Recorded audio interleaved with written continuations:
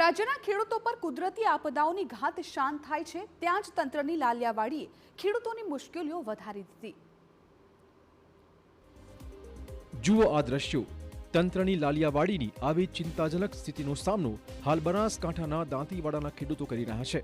દાંતીવાડા ડેમમાંથી પસાર થતી મુખ્ય સિંચાઈ કેનાલમાં શનિવારે 40 મીટરથી વધુનું ગાબડું પડી ગયું।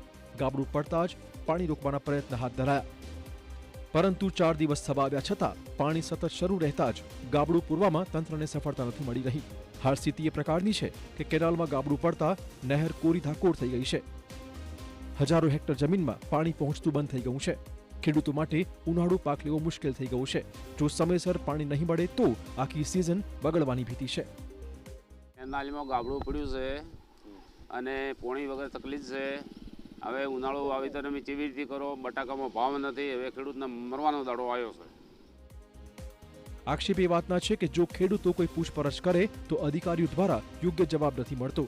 નહેરની યોગ્ય સાફ સફાઈ અને સમારકામ ક્યારેય ન થતું હોવાના પણ આક્ષેપો છે।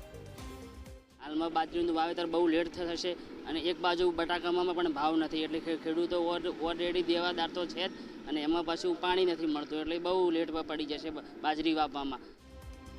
40 મીટરથી વધુના ગાબડાને હાલ માત્ર માટી નાખીને બંધ કરવાના પ્રયત્ન થઈ રહ્યા છે।